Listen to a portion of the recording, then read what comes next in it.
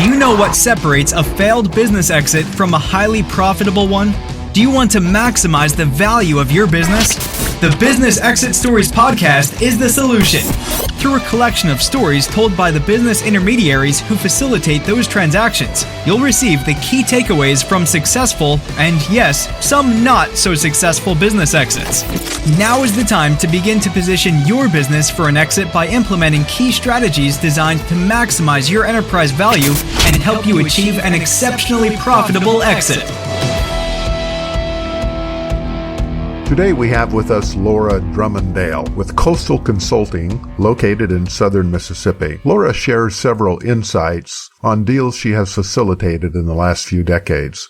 The first transaction is with an e-commerce business where some of the metrics on the financial statements just didn't seem to add up. One of the issues had to do with gross margins on some of the products that were being sold. These margins were north of 75%, which was far above the norm for this business segment. This issue caused the buyer to dig a little bit deeper. Listen and find out what the buyer found as he dug deeper into the book. It's a fascinating story.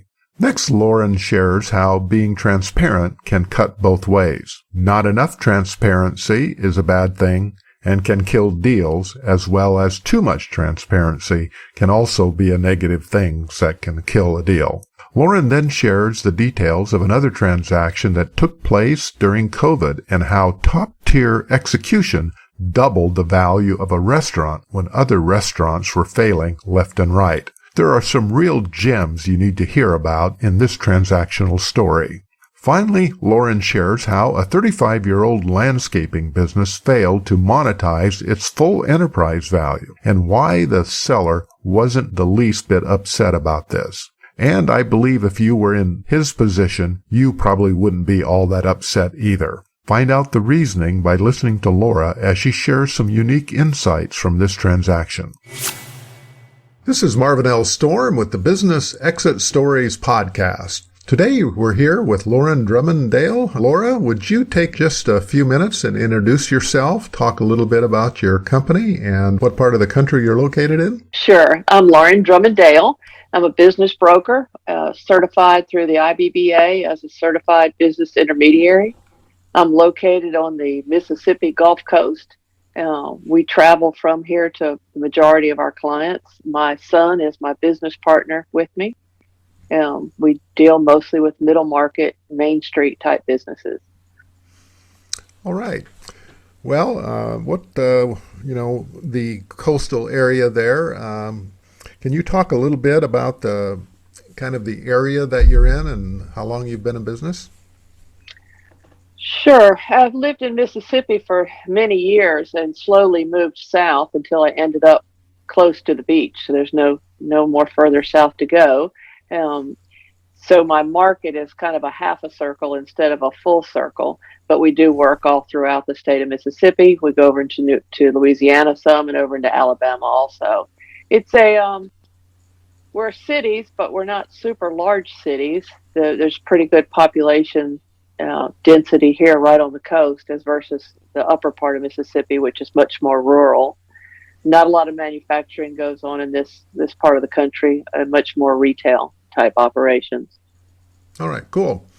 Well, why don't we sort of get started here and talk about some of those transactions that you've been involved in over the years, different types of businesses that you've worked with entrepreneurs, positioning their businesses for an exit and, kind of teeing the businesses up. Why don't we start with one that was kind of challenging for you that might have some interesting insights and takeaways for some of our audience that might be in a similar situation? Right. So first that comes to mind is an e-commerce business that we were involved as the broker in the transaction. E-commerce businesses, you can't walk in and physically see what's going on like you can in a dress shop or a more conventional retail operation. This particular business, there seemed to be issues with the current owner, the way they were keeping the books. They Okay, had bought it for. before we jump into kind of the details of the transaction, when you say e-commerce business, what did they deal with? Was it something they sold from their own website, or maybe on Amazon or eBay, or share a little bit about the type of business it was before we talk a little bit about the owner and what their motivations were for selling. Right. So they bought sports memorabilia from vendors and then sold them on an Amazon storefront website. So they stocked this inventory that they bought from vendors, things that were labeled for the different NFL teams and the professional baseball and that sort of items, coffee cups, Sports cozies. memorabilia is really a big business. I've been surprised as we've chatted with some people that have been in e-commerce of how huge this type of business can be. And I know there's a lot of rules and regulations and licensing requirements when you're dealing with memorabilia. I would imagine that that was somewhat part and parcel of this type of transaction. So before we get into that, though, how long had this business been around? Was it established by the entrepreneur? Did he buy it from someone? Give us a little bit of the background of the business and how long the current entrepreneur had been involved. Right. They bought it as a going concern. Someone had had it for several years prior to them purchasing it. They purchased it and had it for 4 to 5 years, around in that time Mm-hmm. frame, and then came to us to help them sell it. Mm-hmm. And tell us a little bit about how that transaction unfolded. So when the transaction initially unfolded and we were doing a review of the financials of the owner's company, there seemed to be a good many discrepancies in cost of sales, bottom line, inventory on the shelf. And it seemed like the deeper we dove, the more confusing it got. And that's one of the takeaways that we want to talk about here is when you start seeing things that just don't smell quite right and things you don't understand what they've done. When you look at businesses all day, every day, that should be a red flag to take a second look, a third look, a fourth look, and make sure that you know as much as a broker, as much as I possibly can about the business operations before I bring a new buyer into the mix. You mentioned in your description of the business there that you purchased the business purchased memorabilia from vendors or companies. So I imagine from that description that there was a lot of inventory on hand or in stock, and of course inventory always raises the type of issues of accurate accounting of that inventory, as well as write-offs and write-downs of that type of inventory. Could you address that, especially when it relates to an e-commerce business, why that might be a little bit more sensitive or important if someone is looking at or thinking about selling an e-commerce business, how that shows up on the financials and why that's so crucial?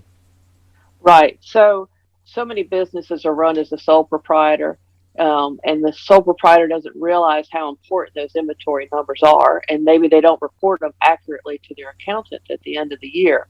This particular business had written off a large portion of inventory. They felt like when they bought from the previous owner that this inventory wasn't any good, so they wrote it off. They could take a loss, get a tax benefit from this loss of inventory, but then they were selling this inventory. So let's Which just hit pause there for a minute. What you said there is kind of interesting. So when the buyer purchased, the current owner purchased that inventory, he felt that this inventory was obsolete or outdated, maybe not accurate. So he and his accountant completely wrote off a majority, if not all, of that inventory. And when you right, write off the inventory, you get a tax benefit from that write-off, right, and that benefited by them from a cash flow standpoint anyway, by reducing the amount of taxes that would be due on right. inventory and sales. And but this inventory was still there, and it sounds like it wasn't obsolete, and they just continued to sell it. How did that impact everything? So it appeared from a tax return that they sold things at an 80% profit margin. I can't remember the exact number, but it looked like their profit margin was huge, um, because they only reported the cost of sales of the new merchandise that they purchased, and it was a mix and it was a blend, and there was really no clear answer on Mm-hmm. what inventory that had been written off was sold, what had not been sold. Mm-hmm.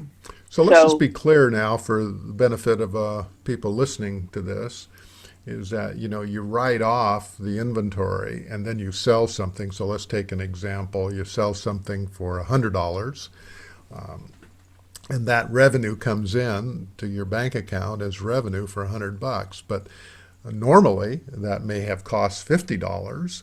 And so the profit margin, when you take the revenue less the cost of sales, you have a 50%, or in this case, $50 gross profit that's reported before you take, other expenses off against it. But what you're telling me is that they didn't have 50 cents.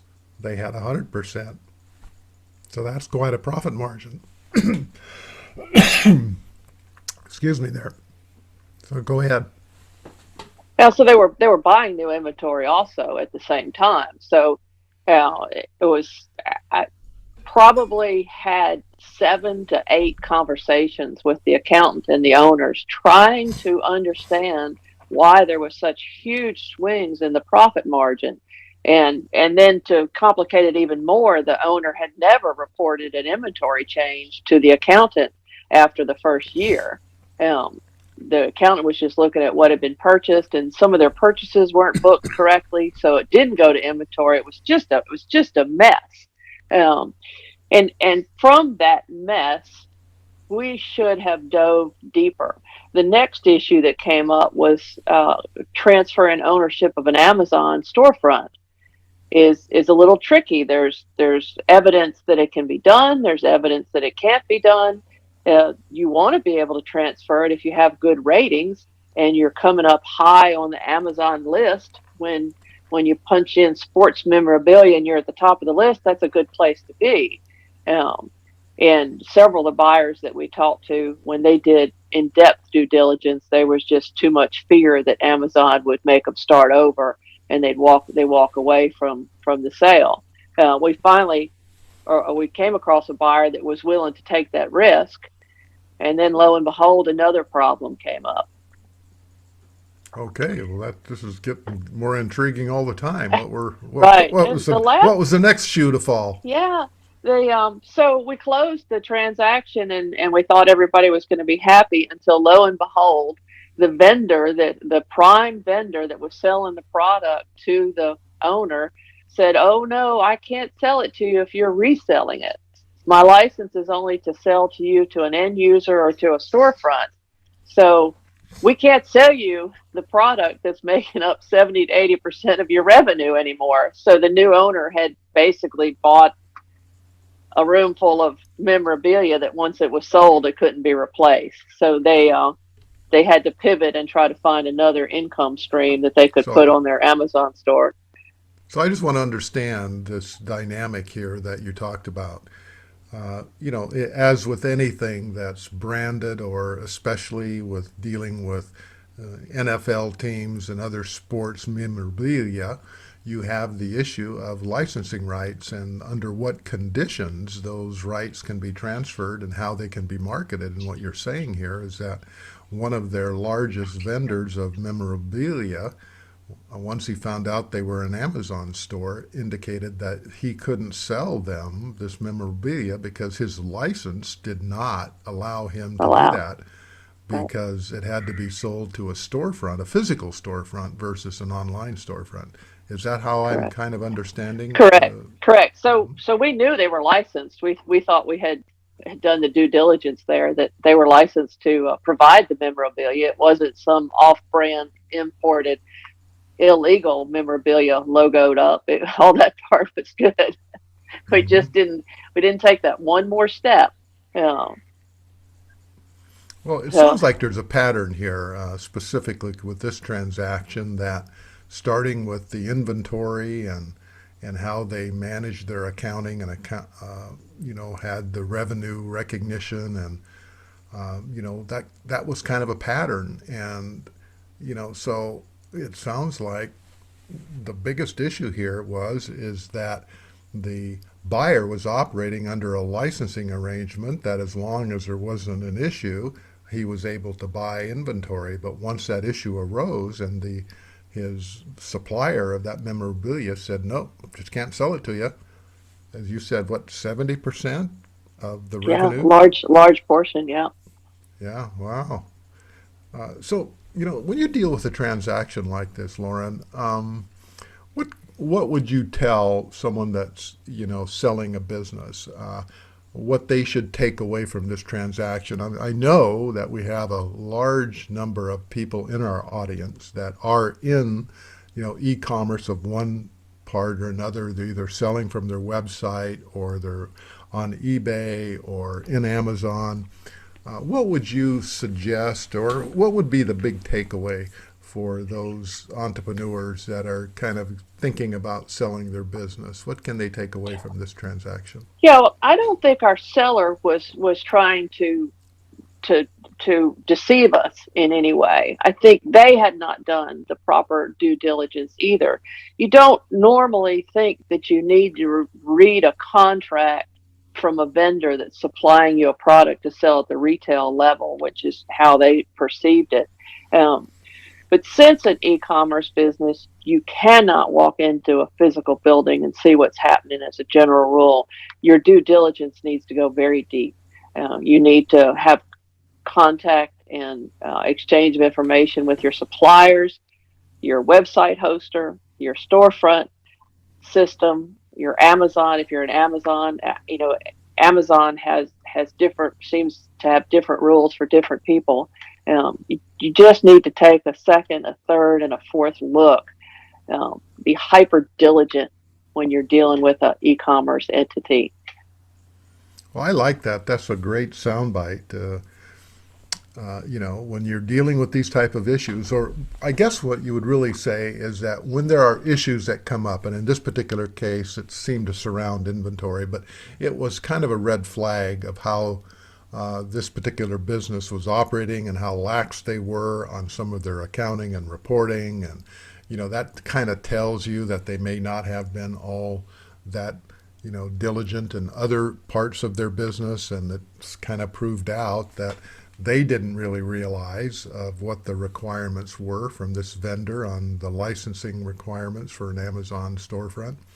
And so when you have these type of issues, as you said, you need to take a first look, a second look, and a third look, and maybe even a fourth look, and be hyper diligent, because you really can't assume a lot of things as you would in buying a retail operation, where you can walk in and watch the customers and walk in the back room or in the warehouse and look at the inventory and count a little bit yourself. And within a storefront online, you just can't do that.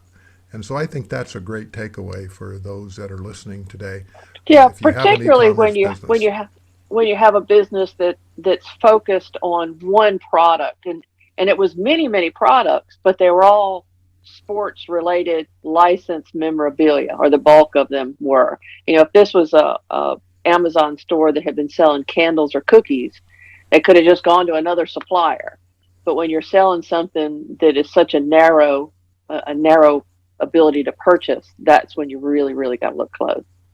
Well, that's a point well taken. That's a point well taken, and something that I think deserves some, consideration when you look at concentration of revenue. This is something that generally doesn't come up. Often it's concentrated into one, customer or something like this. But in this particular case, it was really a licensing issue where you were hyper concentrated in the licensing product that you deal with.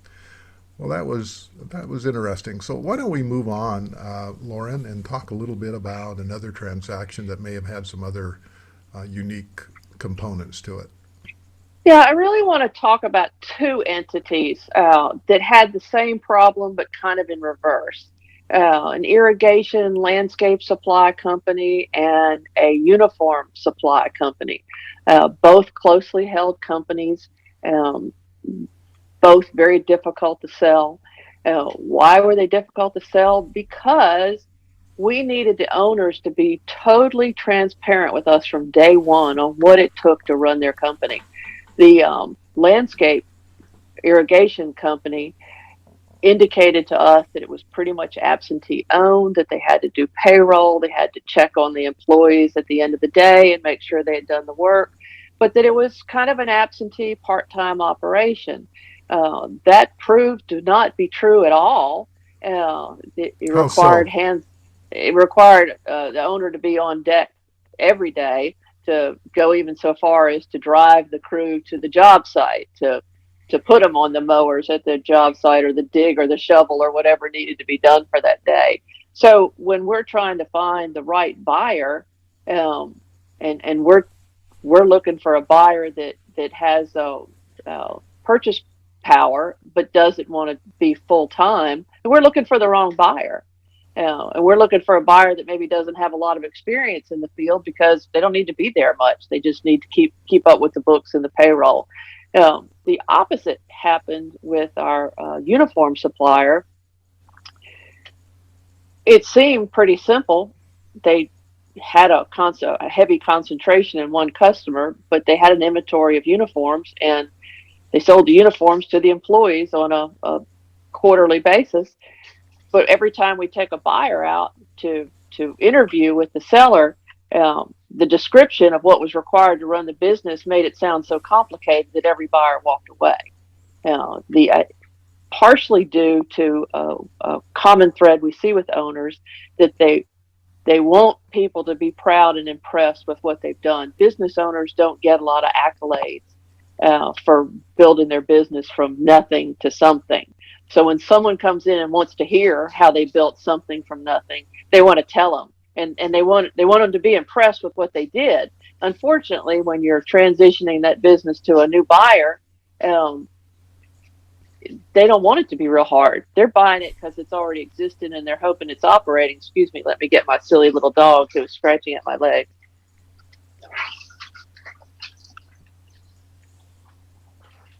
My coworker. That's your office assistant, huh? Go. So that's kind of interesting what you said there, is that and I like what you said when you said, entrepreneurs, they're sitting in the captain's chair. Often they don't have a lot of positive feedback and people patting them on the back, telling them what a great business they have. It's generally the opposite. They have employees that are unhappy, vendors that have complaints, and customers that have issues, and sometimes it just is a very stressful and unappreciated type of environment they exist in.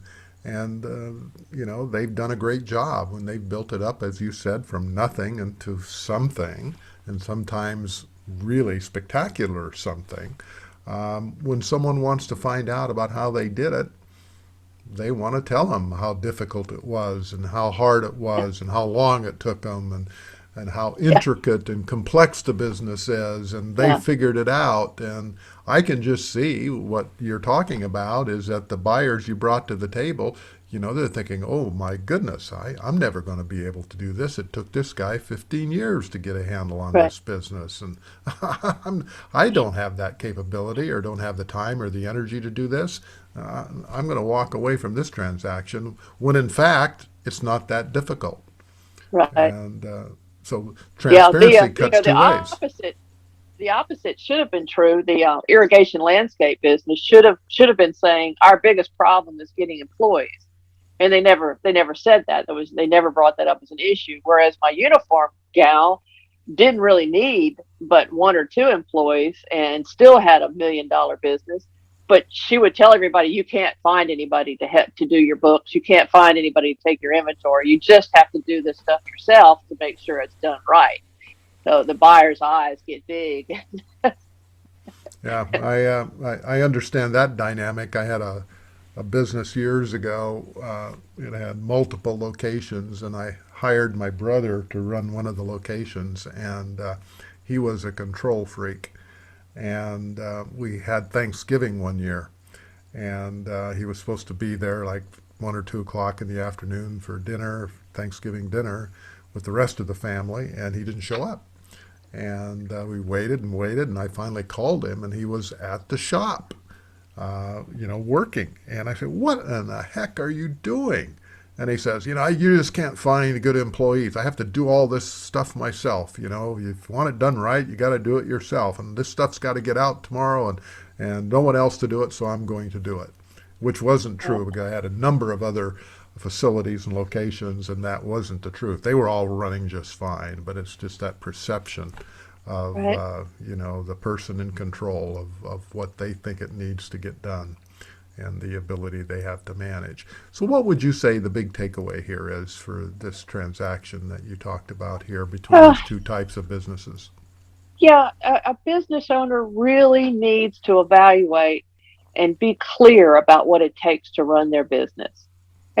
Take themselves kind of out of the picture a little bit and think about someone else coming in to buy their business. What is it really going to take? If you really feel like it has to be run by you and nobody else can do anything and it all has to be dependent on you, then convince me that that's the case. And I'll only look for buyers that want a full-time job. And don't want to deal with employees or anything else. But it may or may not be the case. But let's talk about it. Let's make it clear. If it requires full time, then it does. We need to know what we're dealing with. We need to know what we need to know, and then we can try to find the right buyer for almost any business. So what you're really saying is that transparency really cuts two ways. You can over, you know, disclose and you can under disclose. And Right. either one is not a great scenario because you want accurate information. You don't want it to look at better than it is or worse than it is. Buyers that over dramatize, how hard it is, the or the sellers that do that, they're going to create situations where a buyer is just not going to want to be involved. And so the key Right. here is that you want your buyer to succeed, especially if you're carrying back some paper and promissory notes. You want them to succeed. And you just need to be upfront and honest. And I think that's kind of the big takeaway here. Would you Right. agree with that? Oh yeah. Yes. Okay. I tell our sellers when we're speaking to them to consider us to be like a lawyer. We need to know everything, the good, the Mhm. bad, the ugly. If we know it, we can deal with it. If we don't, then we all get caught in a mess somewhere along the line. All right, Lauren, we're going to take a short break here and we'll be back in a few minutes to talk a little bit more about some of your other transactions. All right, we're back here with Lauren. Lauren has just shared a couple of transactions that had some challenges with them. Now we're going to kind of discuss and talk a little bit about those transactions that worked out well. And maybe in some situations they worked out very, very well. So why don't we jump in and have you share some of the details of a transaction that went well and where both buyer and seller walked away happy? Right. And that's always the goal. It's always the goal for the buyer and the seller to be content when the transaction closes and in the upcoming year or so after that. So one that comes to mind is a restaurant. Um, we were approached to do an evaluation on the business and tell them what they could expect to sell the business for. And they were quite disappointed at the number that we came up with. It was nowhere near what they wanted to get out of the business. So we gave them some ideas, some suggestions, some assistance, and the things that they might want to change that would make the business more valuable. And they also got with their CPA and made some changes there. What happened is they got fired up again because they had a new goal. They had a goal to make the company more profitable and more sellable. They were now working on an exit program. 18 months later, they said, come back and look at our books again. And lo and behold, we were right on the number that they wanted to have.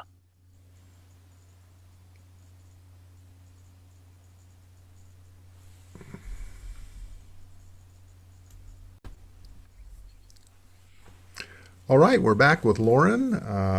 Lauren has just shared a couple of transactions that didn't go all that great, and there were some challenges of getting them closed. Now we're going to shift gears a little bit and chat with some of those transactions she's been involved with over the years that went well. So Lauren, why don't you share a transaction that you've dealt with where some entrepreneurs were getting ready to exit, and you helped them probably realize as much or more than they were expecting. Right. So the first one that comes to mind is a restaurant that approached us to do an evaluation on their business. And when we came back with what the business would bring on the market, they were quite disappointed. They wanted it to be worth a good bit more than that. So we discussed some things that they could do in order to increase the value of the company. And they did some hard work with their accountant, developed processes and procedures, uh, got better staff on hand, so everything wasn't dependent on them being there at the restaurant all the time. And 18 months later, they came back and said, "Would you take another look?" And I was just blown away with what they had done in such a short period of time. They had raised their profitability, they had raised their sales, they had cleaned up their books. It was clear what the restaurant was generating in income and cash flow, and they were proud of themselves. They had gotten pretty excited about uh, working towards an exit strategy. So The it sad sounds part of the like it sounds like what happened here is that they got re-energized and they right. really got focused because they now had a specific goal in mind, and they kind of buckled down and kind of made things happen where they were kind of coasting before, it sounds like. Right. So the sad part of that story was there was two owners, and one of the owners was diagnosed with end stage terminal cancer. Um, Oh, he was quite optimistic, and there was even some question about whether they should sell because the business was generating so much income at this point with very little owner involvement. One of the owners was still pretty active, but the one that was ill was not as active, and the business was still doing great. But it in for purposes of estate planning and all those sort of things, they decided they better go ahead and sell. What was such a relief to me and what was so beautiful about it at that point was when we put it on the market, even though the buyers quickly became aware that the seller was an end of life process. They never asked for a discount because the company was not dependent on the owner that was so ill. They had created a company that could stand on its own, so there was no justification to lower the price, and the buyer they were good people, I guess. They didn't even ask. So we were able to get the business sold and closed, and the one owner died almost within a month or so after that. So that the timing worked out well for everyone to get this chapter closed so everyone could move on. Now, the new owner has just been pleased as punch with the business that he inherited.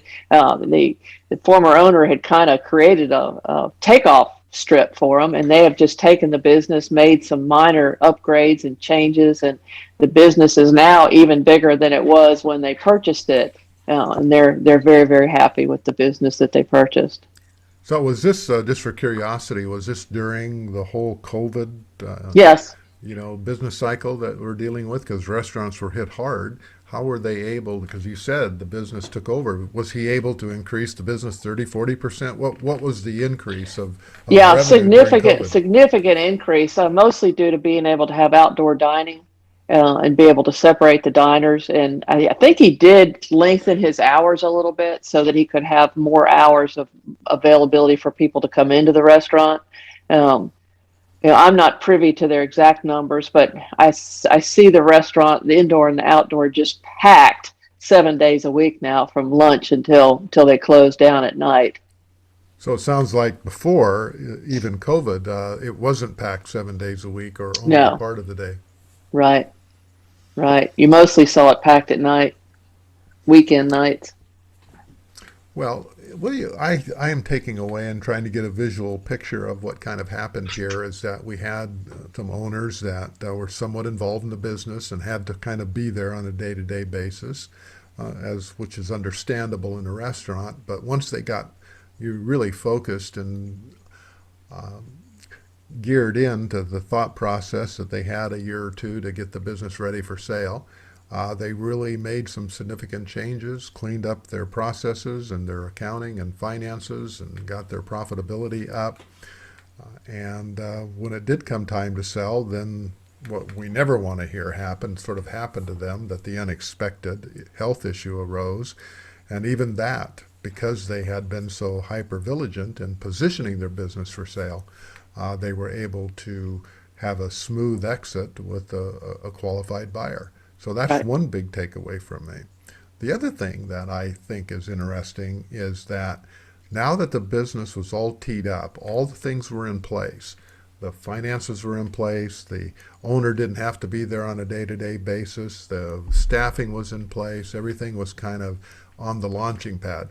And the new owner came in, and with some changes and lengthening of hours, and even during a very difficult time of COVID for restaurants, he was able to significantly boost revenue because everything was all teed up. It would have been a different story if he had to kind of rebuild and put all those processes in place after Right. he took over. Right. So I think that is a great takeaway for our audience. And, creating a business that doesn't depend on you is super critical, especially when those unexpected things happen. We have two things going on here. We have COVID and the pandemic, and we also have the situation of an unexpected health occurrence. And even with those two huge hurdles to overcome, they were able to smoothly exit out of the business. Well, let's see if you got a story that can top that one. Lauren, that was a great story. Great takeaways, too. So, a lawn care business that we sold was we considered a great success, and apparently the buyers and the sellers do too, because they refer other businesses to us on a regular basis. It always makes this job good when buyers and sellers are happy for an extensive period of time after the sale. I like to think of myself as more of a matchmaker than a salesperson. So when you're matchmaker, you need to know as much about the buyer and the seller as you possibly can. And in this case, in the business, what is it going to take to run the business in a successful manner? We were fortunate in this instance to find a buyer that had some past experience in the landscaping business and had understanding of how some of the financials are handled in a landscaping business. We had told the owners that a lot of their value was not going to come to the table when it sold because of cash items that they dealt with, and they understood that.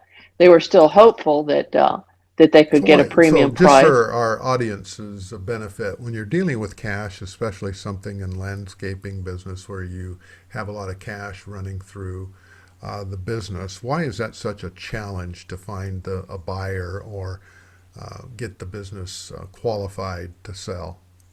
Right. So the bank, a lender or any bank wants to see what money is there that can pay a debt or can pay a loan. And if the money doesn't show on a tax return, they can't count it. Even if they're pretty confident it's there, they can't count it. Um, you're supposed to report it all. This particular entity, the primary reason they weren't reporting some of the cash was so that they had cash to pay their employees who would only work for cash, some immigrant type individuals. So it made sense what they were doing, except it didn't look like they had very many employees to be doing the volume of business that they did on an annual basis. Um, So what you're just telling it, me here is that we have a business that's probably doing millions of dollars a year in right, revenue, and a large portion of the labor component of that is, not reported, for cash, and both on the revenue side and on the expense side, and that makes it extraordinarily difficult to extract value out of that business because you can't, get a multiple on money that doesn't exist. And so that's a challenge. And secondarily, it's tough to find a lender that will finance a business for the anticipated sales price if there isn't revenue there to cover debt service. Kind right. of And a so double because whammy. there were these there were these challenges. The owners understood these challenges, but what they did bring to the table was a very successful business, with a large portion of it being commercial entities that just repeat. They were willing to stay in a mentoring, low pay position for an extended period of time to help the new owner maintain all the business that was there, and to teach a new owner how they had successfully run a business. I think they'd had this landscape business maybe 30 or 40 years. It was well established in the community. And they told us what it took to run the company. So we were able to go out there and find the right buyer to come to the table, and they were willing to do the right things to help the buyer be successful. We were fortunate that we were able to find someone that could operate on a cash basis, could purchase the company on a cash basis, although the owners were willing to do some owner finance, and if someone had to go to bank financing. So they really, I guess, once you had the right information and there was full transparency, unlike some of the other situations that you've chatted about here today, there was full transparency. You understood what you were dealing with.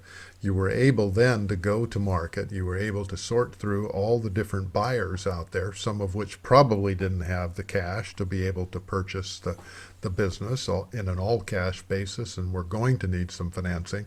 But because you had the right information and understood the dynamics of the business, you were able to find someone that was a good fit for the business, could come to the table with cash, and they were able to close that transaction with a bonus here, it sounds like. And I'm just kind of curious on the details of this. So it's a husband and wife team. They were willing to stay on for 4, 5, 6, 7 months in kind of a unpaid or low paid type of mentoring, stick around and show you how the business is run type of situation. What was the motivation behind that? So they felt like their business was a legacy in the community, and they were really proud of what they had done. They didn't really want the strain of daily operations on them anymore, but to be able to coach and counsel a young person into the business and be part of their excitement, because the new owner is going to try to build the business where the previous owner is just kind of maintaining once they achieve a level of comfort. So it worked really well for everyone. The wife was not eligible for Medicare yet. She needed to at least to get enough income or in her mind, enough income to take care of her insurance needs until she turned 65. That's really all she asked. Well, that sounds like a win here for both parties. Right. So they were able to extract value out of their business.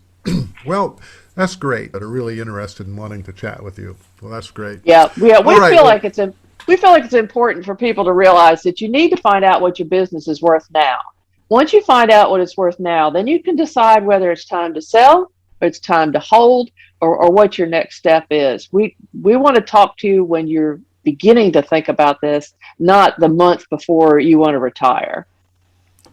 That's a great cautionary advice and something to particularly pay attention to. Well, Lauren, thank you for spending some time with us here today, sharing some of your transactional stories. So this is Marvin L. Storm with Business Exit Stories, and we'll see you on the next episode. Thanks for listening to the Business Exit Stories podcast. For more information or to reach out to today's guest, visit www.businessexitstories.com for more details. Please subscribe, rate, review, and share this podcast from your favorite podcasting platforms. And remember, maximizing business value at the time of exit doesn't happen magically. It takes planning.